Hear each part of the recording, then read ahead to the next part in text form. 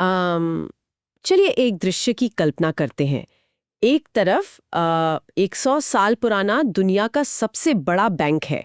उनकी बड़ी सी आलीशान कांच की बिल्डिंग है और वॉल स्ट्रीट का लंबा अनुभव है। हाँ, और हजारों टॉप टियर यूनिवर्सिटी से पढ़े हुए एनालिस्ट भी उनके पास बैठे हैं। बिल्कुल। और अब दूसरी तरफ देखिए, एक 22 साल का नौजवान है जो अपने बेडरूम में एक सस्ती सी रिंग लाइट जलाकर टिकटॉक या इंस्टाग्राम पर बैठा है। सही बात है, आजकल तो हर तीसरा वीडियो इन्हीं का होता है। हाँ, तो अब सवाल ये है कि आज की नई पीढ़ी, मेरा मतलब है जेन ज़ेड और मिलेनियल्स, अपनी जिंदगी भर की कमाई इन्वेस्ट करने के लिए इन दोनों में से किस पर ज्यादा भरोसा कर रही है? ये बड़ा इंटरेस्टिंग सवाल है। हैरानी की बात यह है कि वो सदियों पुराना बैंक ये भरोसे की लड़ाई हार रहा है, और यहीं से हमारी आज की इस गहन चर्चा या इस डीप डाइव की शुरुआत होती है।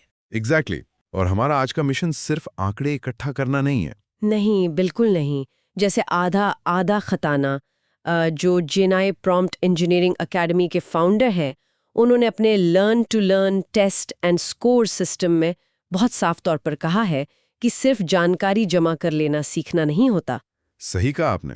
असली समझ तब बनती है जब हम उस जानकारी को एक ढांचे में, यानी एक स्ट्रक्चर में ढालते हैं। हाँ, और उसके पीछे का क्यों और कैसे समझते हैं। फिर उस ज्ञान को हम आसपास की दुनिया में अप्लाई करते हैं। बिल्कुल। और इसी फ्रेमवर्क को आधार बनाकर आज हम वेल्थ मैनेजमेंट के बदलते हुए ढांचे को गहराई से समझेंगे।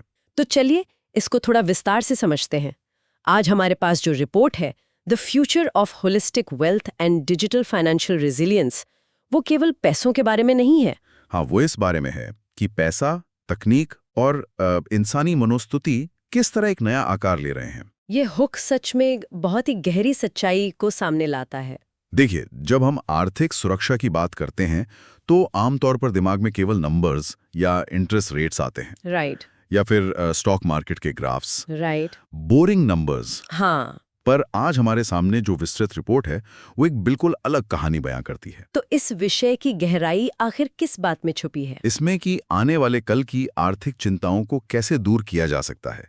पर उस तक पहुंचने के लिए हमें सबसे पहले उस स्ट्रक्चरल अंडरस्टैंडिंग वाले नियम का इस्तेमाल करना होगा जिसका जिक्र खताना जी करते हैं। यानी जब तक हम पुराने ढांचे की कमजोरियों को नहीं समझेंगे, तब तक नए ढांचे की जरूरत समझ नहीं आएगी। बिल्कुल।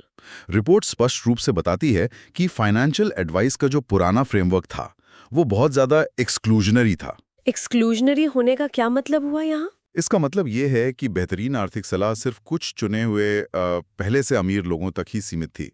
और इससे भी बड़ी दिक्कत ये थी कि ये ढांचा पूरी तरह से प्रोडक्ट सेंट्रिक था। प्रोडक्ट सेंट्रिक मतलब पूरा ध्यान सिर्फ और सिर्फ कुछ खास चीजें बेचने पर लगा होता था, ना कि किसी आम इंसान की भलाई पर। एग्जैक्टली। पुराना मॉडल पूरी तरह से कमीशन पर आधारित था। ओह, वही पुराना कमीशन गेम। हाँ, यानी एडवाइजर्स का मुख्य उद्देश्य किसी तरह से कोई ऐसी इंश्योरेंस पॉलिसी या म्यूचुअल फंड पकड़ाना होता था जिस पर उन्हें अच्छा कमीशन मिल सके। क्लाइंट की लंबे समय की आर्थिक सेहत गई भाड़ में। सिर्फ उस एक सिंगल ट्रांजैक्शन पर फोकस होता था।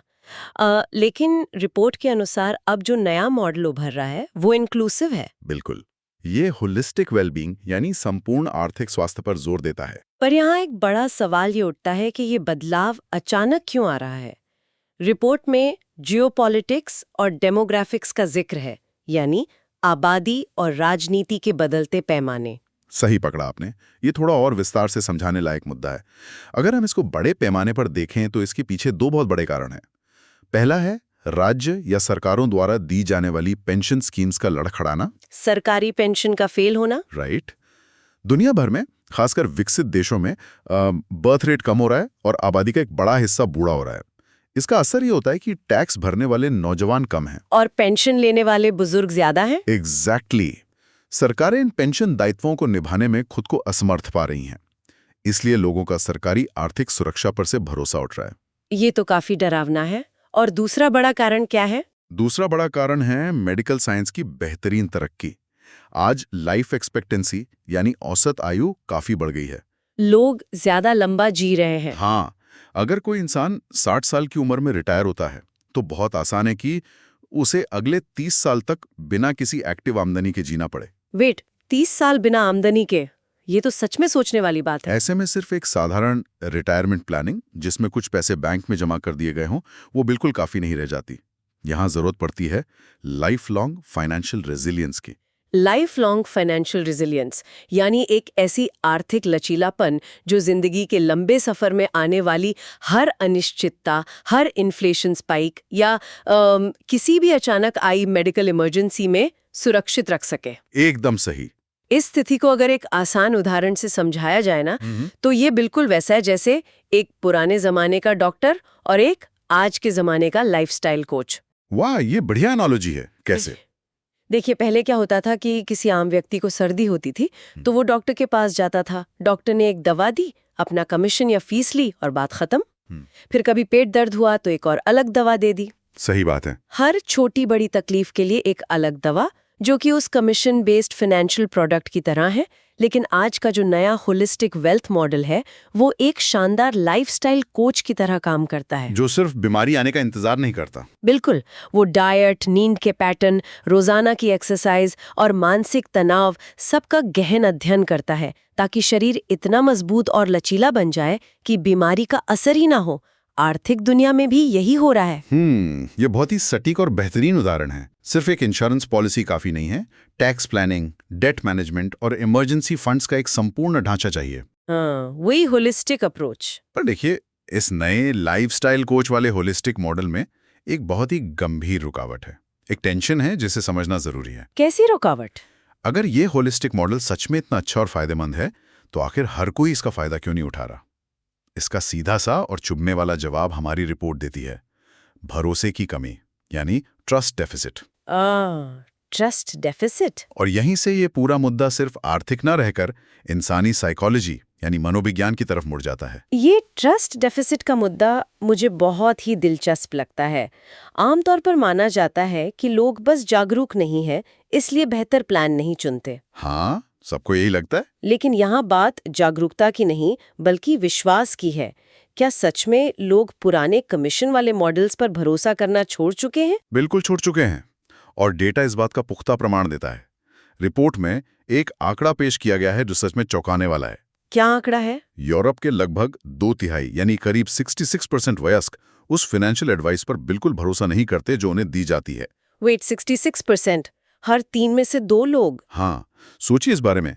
किसी ऐसी इंडस्ट्री में जहां लोग अपनी पूरी जिंदगी की खून पसीने की कमाई, अपना पूरा भविष्य सौंप रहे हैं, वहां हर 3 में से 2 लोग अपने एडवाइजर्स पर शक करते हैं। उन्हें लगता है कि उनके साथ धोखा हो रहा है। सही पकड़े हैं। इसका सबसे बड़ा कारण है ओपेक इंसेंटिव्स, ऐसी छुपी हुई फीस और शर्तें जो ग्राहक को शुरुआत में कभी साफ साफ नहीं बताई जाती थीं। ये दरअसल लोगों का पैसा निगलने का एक अदृश्य तरीका है। मैं इसको थोड़ा और खोलकर समझाती हूँ कि आखिर ये काम कैसे करता है। हाँ, बिल्कुल समझाइए। मान लीजिए कोई व्यक्ति एक म्यूचुअल फंड में हर महीने कुछ हजार रुपए जमा करता है। उस व्यक्ति को लगता है कि एडवाइजर ने एक बार शुरुआती फीस ले ली और अब सब कुछ मुफ्त में मैनेज हो रहा है, जो कि सबसे बड़ा झूठ है। एग्जैक्टली, क्योंकि उस इन्वेस्टमेंट के अंदर एक ट्रेलिंग कमीशन छुपा होता है, मान लीजिए लगभग 1 या 1.5%, जो हर साल उस टोटल अमाउंट से कटता रहता है। शुरू में ये फीस बहुत छोटी लगती है। हाँ, 1% क्या ही लगता है शुरू में, पर 25 साल के लंबे समय में कंपाउंड इंटरेस्ट के असर से ये छोटा सा 1.5% उस व्यक्ति की पूरी रिटायरमेंट वेल्थ का करीब 1/3 हिस्सा अकेले ही खा जाता है। बाप रे, 1/3? हाँ, ये पैसा एडवाइजर और कंपनी के पास चला जाता है और ग्राहक को पता भी नहीं चलता। जब लोगों को इस तरह की छुपी हुई लूट के बारे में पता चलता है तो जाहिर है उनका भरोसा टूटेगा ही। और यही वजह है कि कमीशन बेस्ड मॉडल्स को हटाकर एक ट्रांसपेरेंट फी बेस्ड सिस्टम लाना इतना अनिवार्य हो गया है। एक ऐसा सिस्टम जहां शुरू में ही साफ बता दिया जाए कि भाई देखिए, इस सलाह की इतनी फीस है और बस इसके अलावा कोई छुपा हुआ चार्ज नहीं है। और खासकर नई पीढ़ी के लिए यह अनिवार्य है। बिल्कुल, आज के नौजवान हर चीज में ट्रांसपेरेंसी चाहते हैं और ओपेक स्ट्रक्चर्स को लेकर बहुत सेंसिटिव हैं। इससे एक बहुत जरूरी सवाल उठता है। क्या सवाल? कि क्या इस सारी कवायद का, आर्थिक सलाह का आखिरी उद्देश्य सिर्फ बैंक अकाउंट पे नंबर्स बढ़ाना है? रिपोर्ट साफ दिखाती कि जब प्लानिंग होलिस्टिक होती है तो उसका सबसे बड़ा और तुरंत मिलने वाला फायदा साइकोलॉजिकल सिक्योरिटी के रूप में मिलता है। मानसिक सुरक्षा। हाँ, जब लोगों के पास एक क्लियर, ट्रांसपेरेंट प्लान होता है तो उनके दिमाग से भविष्य की आर्थिक अनिश्चितता का बोझ हट जाता है। इस तनाव के कम होने का सीधा असर उनकी रोजमर्रा की जिंदगी, उनके रिश्तों और उनके काम की प्रोडक्टिविटी पर पड़ता है। पैसा सिर्फ सामान खरीदने की शक्ति नहीं रह जाता, ये मानसिक शांति खरीदने का एक जरिया बन जाता है। पर यहाँ मैं इस बात पर थोड़ा पुशबैक देना चाहूंगा। आइए, बिल्कुल दीजिए। देखिए, ये सुनने में बड़ा पोएटिक और अच्छा लगता है कि छुपी हुई फीस को खत्म कर दिया जाए और एक ट्रांसपेरेंट अपफ्रंट फी बेस्ड मॉडल लाया जाए, जहां एडवाइजर साफ तौर पर अपनी मेहनत की फीस मांगे। राइट। पर इन सब का जमीनी हकीकत में क्या मतलब है? अगर एक मिडिल क्लास या कम आमदनी वाला व्यक्ति किसी आर्थिक सलाहकार के पास जाता है और सलाहकार कहता है मेरी फीस 50,000 रुपए है लेकिन आगे कोई कमीशन नहीं होगा, तो वो व्यक्ति तो वहां से तुरंत वापस लौट आएगा। ये एक बहुत वैलिड पॉइंट है। अगर हम पूरी तरह से अपफ्रंट फी बेस्ड मॉडल पर चले गए तो क्या ये उन सभी लोगों के लिए और भी महंगा नहीं हो जाएगा जिनकी आमदनी कम है? ऐसा करने से तो ये सारी बेहतरीन हॉलिस्टिक एडवाइस सिर्फ अमीर लोगों तक ही सीमित रह जाएगी और सिस्टम वापस से एक्सक्लूजनरी बन जाएगा। ये आलोचना बिल्कुल सटीक है और आर्थिक दुनिया की सबसे बड़ी दुविधा को दर्शाती है। वही ना। दरअसल यही वो एग्जैक्ट टेंशन है जो पुराने वेल्थ मैनेजमेंट ढांचे को तोड़ रही है। एक तरफ ट्रांसपेरेंसी की मांग है जिसके लिए अपफ्रंट फीस चाहिए, पर दूसरी तरफ अफोर्डेबिलिटी का संकट है। सही बात है। और इससे पहले कि हम इस समस्या के समाधान की तरफ बढ़ें, जो कि एडवांस टेक्नोलॉजी और एआई में छुपा है, हमें इस पुराने, महंगे और आम इंसान की पहुंच से बाहर वाले सिस्टम का एक और खतरनाक साइड इफेक्ट देखना होगा। वो क्या है? क्योंकि सलाह की जरूरत तो सबको है। अगर ट्रेडिशनल बैंक्स महंगे और आम लोगों की पहुंच से बाहर लग रहे हैं, तो आखिर ये नई पीढ़ी जेनजी और मिलेनियल्स आर्थिक सलाह लेने के लिए कहां जा रही है? हाँ, लोग खाली तो बैठे नहीं हैं। और यहाँ आकर बात सबसे ज्यादा दिलचस्प हो जाती है। जवाब है फिनफ्लुएंसर्स, यानी वो फाइनेंशियल इन्फ्लुएंसर्स जो यूट्यूब, टिकटॉक और इंस्टाग्राम पर आर्थिक ज्ञान बांट रहे हैं। बिल्कुल। इसका डेटा वाकई में आंखें खोलने वाला है। रिपोर्ट बताती है कि आज के समय में जो टॉप फिनफ्लुएंसर्स हैं, उनके पास सदियों से जमकर बैठे टॉप फाइनेंशियल इंस्टीट्यूशंस के मुकाबले 6 गुना ज्यादा फॉलोअर्स और ऑडियंस एंगेजमेंट है। 6 गुना ज्यादा। जरा इस आंकड़े की गहराई को समझें। एक इंस्टीट्यूशन जिसके पास हजारों करोड़ का कैपिटल है, जो सरकार के नियामकों के दायरे में काम करता है, उसे आम जनता सुनना नहीं चाहती। और एक आम सा कंटेंट क्रिएटर करोड़ों लोगों के आर्थिक फैसलों को दिशा दे रहा है। सोचो, आखिर इन इन्फ्लुएंसर्स के पास ऐसा क्या है जो बड़े बैंक्स के पास नहीं है? इनके पास है रिलेटेबिलिटी एडवांटेज, यानी आम लोगों से जुड़ने की कला। ओ, वही जो भारी भरकम जार्गन यूज नहीं करते। एग्जैक्टली। ये इन्फ्लुएंसर्स उन कॉर्पोरेट भाषा का इस्तेमाल नहीं करते। वो अल्फा, बीटा या यील्ड कर्व जैसे शब्दों से लोगों को डराते नहीं हैं। वो बहुत ही आसान, नॉन सेल्सी भाषा में बात करते हैं। सही कहा। वो अपनी गलतियों को खुलेआम मानते हैं, जिससे लोगों को लगता है कि कोई अपना दोस्त या पड़ोसी उन्हें सलाह दे रहा है। लेकिन यहीं पर एक बहुत बड़ा कॉन्फ्लिक्ट और खतरा सामने आता है। Relatability versus qualification. यानी बात घूम फिर कर वहीं आ जाती है कि आप जिस पर भरोसा कर रहे हैं, क्या वो उस भरोसे के लायक है? अगर हम खाताना जी के नियम को यहाँ लगाएं, तो उन्होंने सिखाया है कि सिर्फ इन्फॉर्मेशन और प्रेजेंटेशन काफी नहीं है। हाँ, डीप स्ट्रक्चर की समझ जरूरी है। इन्फ्लुएंसर्स के पास डेटा को प्रेजेंट करने और लोगों की मनोस्थिति पर अप्लाई करने का हुनर तो है, पर क्या उनके पास वो स्ट्रक्चरल अंडरस्टैंडिंग है? ज्यादातर के पास नहीं होती। आमतौर पर नई पीढ़ी उन क्रिएटर्स पर पूरी तरह भरोसा कर रही है जिनके पास शायद रिस्क मैनेजमेंट, मैक्रो इकोनॉमिक्स या कॉम्प्लेक्स मार्केट साइकिल्स का कोई फॉर्मल ज्ञान ही ना हो। और जब मार्केट क्रैश होता है, तब एक अनुभवी एनालिस्ट और एक इन्फ्लुएंसर के बीच का अंतर साफ दिखता है। सही बात है। दूसरी तरफ एस्टैब्लिश फर्म्स के पास वो पुख्ता ज्ञान और कानूनी जिम्मेदारी, जिसे फिड्यूशियरी ड्यूटी कहते हैं, है, पर उनकी भाषा और उनका दिखावा इतना एलियनेटिंग है कि वो आम इंसान का भरोसा नहीं जीत पा रहे हैं। ये सच में एक अजीब और विरोधाभासी स्थिति बन चुकी है। जिनके पास असली और पुख्ता ज्ञान है, उन पर किसी को भी भरोसा नहीं है, और जिन पर लोगों ने अपना भरोसा लुटाया हुआ है, शायद उनके पास उतना ज्ञान और अनुभव नहीं है। तो अब सवाल यह है कि ट्रेडिशनल इंस्टीट्यूशंस इस हारी हुई ट्रस्ट वॉर को जीत कैसे सकते हैं? कताना जी का फॉर्मूला कहता है कि अब जब हमने समस्या को अंडरस्टैंड कर लिया है, तो इसे अप्लाई करके इंप्रूव कैसे किया जाए। और इसका समाधान क्या है? इसका समाधान एक नए फ्रेमवर्क में छुपा है, जिसे रिपोर्ट में होलिस्टिक इंक्लूजन लूप का नाम दिया गया है। इस लूप में तकनीक यानी टेक्नोलॉजी और डेमोग्राफिक इंक्लूसिविटी दोनों का एक शानदार संगम देखने को मिलता है। होलिस्टिक इंक्लूजन लूप, इसमें क्या क्या आता है? इस फ्रेमवर्क के 4 मुख्य पिलर्स हैं: एजुकेट, ऑटोमेट, पर्सनलाइज और वैलिडेट। जब तक बैंक इन चारों को एक साथ नहीं अपनाते, वो भरोसा वापस नहीं पा सकते। तो चलिए इस लूप को और अच्छी तरह तोड़कर देखते हैं ताकि इसका प्रैक्टिकल असर समझ आए। पहला कदम है एजुकेट। इसका मतलब ये नहीं है कि और ज्यादा बोरिंग पीडीएफ रिपोर्ट्स या लंबे टर्म्स एंड कंडीशंस छाप दिए जाएं। हाँ, बिल्कुल नहीं। इसका मतलब है कि आर्थिक संस्थाओं को उन फिनफ्लुएंसर से सीखना होगा कि आम भाषा में बात कैसे की जाती है। उन्हें वही रिलेटेबल, आसान और सीधे तरीके अपनाने होंगे जो आम लोगों की समझ में आए। सही पकड़े हैं। फिर आता है दूसरा पिलर, और यही वो जगह है जो आपके पहले वाले सवाल का जवाब देती है, ऑटोमेट। जब आपने पूछा था कि ट्रांसपेरेंट फीस तो महंगी हो जाएगी, उसका तोड़ इस ऑटोमेशन में ही है। ऑटोमेट एआई के जरिए? बिल्कुल। और इस ऑटोमेशन के सेंटर में है जेनरेटिव एआई और रोबो एडवाइजर्स। इस तकनीक की काम करने की प्रभावशालिता पर ध्यान दीजिए। एक ट्रेडिशनल तरीके में जब कोई क्लाइंट किसी एडवाइजर के पास आता है, तो उस एडवाइजर को क्लाइंट के पिछले 5 साल के टैक्स रिटर्न्स, अलग-अलग बैंक स्टेटमेंट्स देखने होते हैं। हाँ, और उस रिस्क प्रोफाइल को पढ़ने में और उसका विश्लेषण करने में कई दिन या हफ्ते लग जाते हैं। और ये इंसानी मेहनत बहुत महंगी होती है, इसलिए फीस ज्यादा होती है। लेकिन जनरेटिव एआई ऐसी 50 पेज की असंगठित फाइनेंशियल हिस्ट्री को कुछ ही सेकंड्स में पढ़कर, एनालाइज करके एक बेहतरीन फाउंडेशनल फाइनेंशियल प्लान तैयार कर सकता है। वो भी 24 सातों बिना किसी थकान के। हाँ, इस ऑटोमेशन से उस इनिशियल आर्थिक सलाह को तैयार करने की कॉस्ट हजारों रुपयों से घटकर कुछ पैसों में आ जाती है। Oh wow! नतीजा ये कि अब एक ट्रांसपेरेंट फी बेस्ड एडवाइस उन लो इनकम हाउसहोल्ड्स और कम आमदनी वाले लोगों की पूरी पहुंच में आ जाती है जिनके लिए पहले ये सोचना भी नामुमकिन था। ये सच में रेवोल्यूशनरी है, क्योंकि लागत कम करने का इससे बेहतर तरीका और कोई नहीं है। सही बात है। उसके बाद आता है तीसरा पिलर, पर्सनलाइज्ड। इसका मतलब है कि सिर्फ ऐसे जेनेरिक म्यूचुअल फंड्स या इंश्योरेंस प्लान्स नहीं पकड़ा देने जो सबके लिए एक जैसे हों। एआई की ताकत का इस्तेमाल करके हर एक इंसान की निजी आमदनी और लाइफस्टाइल के हिसाब से हाइपर पर्सनलाइज्ड स्ट्रैटेजीज बनानी होंगी।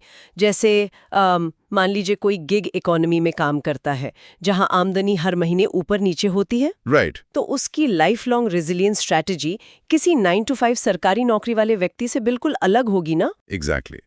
और आखिरी पिलर है वैलिडेट, जिसका सीधा मतलब है कि अपनी फीस स्ट्रक्चर को पूरी तरह से शीशे की तरह साफ और ट्रांसपेरेंट रखना और किसी भी छुपी हुई फीस को हटाकर उस खोए हुए भरोसे को वापस वैलिडेट करना। लेकिन यहाँ एक डर भी पैदा होता है कि क्या एआई इंसानों की जगह पूरी तरह से ले लेगा? अगर हम इसको बड़े पैमाने पर देखें तो रिपोर्ट इसका जवाब ना में देती है। एआई सिर्फ कॉस्ट कटिंग या नौकरियां खत्म करने का जरिया नहीं है। इसका असली उद्देश्य रूटीन, थकाऊ और डेटा हेवी प्रोसेसेस को ऑटोमेट करना है, ताकि एक ह्यूमन एडवाइजर, एक इंसान अपना सबसे कीमती समय हाई लेवल डीप कंसल्टिंग में दे सके। बिल्कुल। जैसा कि हमने शुरू में बात की थी, आर्थिक चिंताएं आमतौर पर मानसिक तनाव का कारण होती हैं और इंसान का सबसे अहम काम वहां शुरू होता है जहां एम्पैथी, सहानुभूति और डीप अंडरस्टैंडिंग की जरूरत होती है। सही बात है। एक मशीन आंकड़े समझ सकती है, पर एक इंसान ही दूसरे इंसान के डर और उसकी उम्मीदों को समझ सकता है। और देखिए, इसके अलावा भरोसा जीतने के लिए बैंक्स को अपनी टीम्स में एक और बड़ा बदलाव लाना होगा, जिसे इंक्लूसिविटी कहते हैं। उन्हें ऐसी टीम्स बनानी होंगी जिनमें विविधता हो, डाइवर्सिटी हो। ये इंक्लूसिविटी और डाइवर्सिटी वाला पॉइंट बहुत गहरा है। इसे एक उदाहरण से देखते हैं। हम कभी किसी ऐसे डॉक्टर से मेडिकल एडवाइस लेना पसंद नहीं करेंगे जो हमारी कल्चरल आदत, हमारी डाइट या हमारी रोजमर्रा की लाइफस्टाइल को समझता ही ना हो या उसे नीचा दिखाता हो। हाँ, तो फिर कोई इंसान आर्थिक सलाह उस व्यक्ति से क्यों लेगा जिसे उसके आर्थिक संघर्षों, उसकी पारिवारिक जिम्मेदारियों या उसके बैकग्राउंड की एबीसी भी नहीं मालूम। यही बात है। आर्थिक संस्थाओं में वुमेन, पीपल ऑफ कलर और अलग-अलग आयु और सामाजिक वर्ग से आने वाले एडवाइजर्स को शामिल करना अब सिर्फ पीआर का हिस्सा नहीं रहा, ये एक स्ट्रेटेजिक नेसेसिटी बन गई है। सही बात है। जब अलग-अलग बैकग्राउंड से आने वाले लोग, खासकर वो जिनको पहले इस सिस्टम से बाहर रखा गया था, फाइनेंशियल इंस्टीट्यूशंस में अपने जैसे लोगों को देखते हैं, तब जाकर वो रिलेटेबिलिटी बनती है जो अब तक सिर्फ उन टिकटॉक इन्फ्लुएंसर्स का एकाधिकार थी। और ये आपसी कनेक्शन ही आखिरी कड़ी है। तो अगर मैं इन सभी चर्चाओं को खताना जी की भाषा में एक नॉलेज मॉडल या इक्वेशन का रूप दूं, तो वो कुछ इस तरह दिखेगी। कैसी दिखेगी? पहले, डेमोग्राफिक डाइवर्सिटी यानी अलग अलग आर्थिक और सामाजिक वर्ग की नुमाइंदगी करने वाली टीम्स।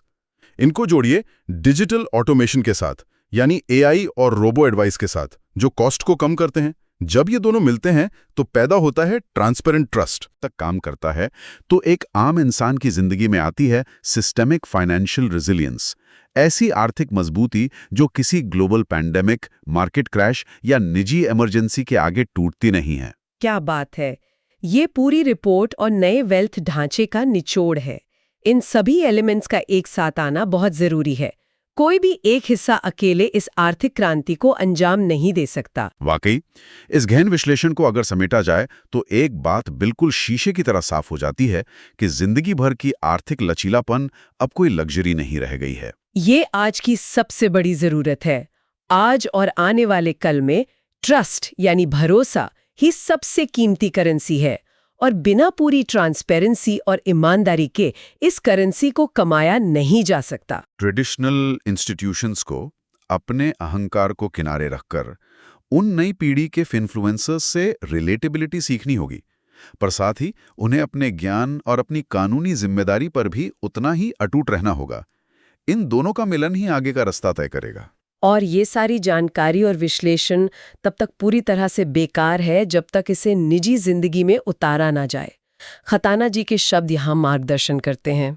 उन्होंने कहा था, मास्टरी सिर्फ इन्फॉर्मेशन को जमा करने या सुनने से नहीं, बल्कि उस स्ट्रक्चर्ड लर्निंग को अपनी जिंदगी की कंसिस्टेंट प्रैक्टिस में शामिल करने से आती है।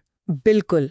आज जो बातें यहाँ चर्चा में आई हैं, चाहे वो छुपी हुई फीस की पहचान करना हो, एक होलिस्टिक प्लान की अहमियत समझना हो, या आने वाले कल की इन्फ्लेशन और रिटायरमेंट की सच्चाई को देखना हो, उन्हें प्रैक्टिकल फाइनेंशियल हैबिट्स में ढालना ही असली शिक्षा है। सही बात है। इस पूरी चर्चा के अंत में मैं एक ऐसी बात छोड़कर जाना चाहूंगी जो शायद हमारी ऑडियंस को आने वाले कई दिनों तक सोचने पर मजबूर कर देगी। बोलिए। जरा सोचिए, तकनीक इतनी तेजी से आगे बढ़ रही है कि कुछ ही सालों में एआई ऐसे रोबो एडवाइजर्स ले आएगा जो पूरी तरह से ट्रांसपेरेंट, हाइपर एक्यूरेट और सस्ते होंगे। दूसरी तरफ सोशल मीडिया के एल्गोरिदम्स और एडवांस होते जाएंगे और हमें ठीक हमारी ही तरह दिखने वाले, बिल्कुल हमारी ही भाषा बोलने वाले रिलेटेबल इन्फ्लुएंसर्स दिखाएंगे। आने वाले कल में जब जिंदगी का सबसे बड़ा और सबसे मुश्किल आर्थिक फैसला लेना होगा, जैसे घर खरीदना या लाइफ सेविंग्स इन्वेस्ट करना, तो हम किस तरफ जाएंगे? क्या उस मैथमेटिकल रूप से परफेक्ट और बेहतरीन एआई रोबो एडवाइजर पर भरोसा किया जाएगा, या एक आम इंसान की सहानुभूति और उसकी इंसानी समझ पर, जिसमें गलतियां हो सकती हैं पर जो हमारे दर्द को समझता है? ये वाकई सोचने वाली बात है। इतने स्मार्ट हो जाएंगे कि एआई खुद एक सहानुभूति भरे इंसान जैसा व्यवहार करने लगेगा, तो क्या आने वाले समय में एक आम इंसान इन दोनों के बीच का फर्क पहचान भी पाएगा? ये वाकई एक बहुत ही गहरा और असुविधाजनक सवाल है। इस पर आगे और भी गहन चिंतन और विमर्श की मांग रहेगी। तो इस नए और बेहद दिलचस्प पर्सपेक्टिव के साथ सीखने, चीज़ों को स्ट्रक्चर करने और टेस्ट करने की इस प्रक्रिया को अपने आसपास की दुनिया में जारी रखें। इस विस्तृत और गहन चर्चा में साथ जुड़ने के लिए धन्यवाद।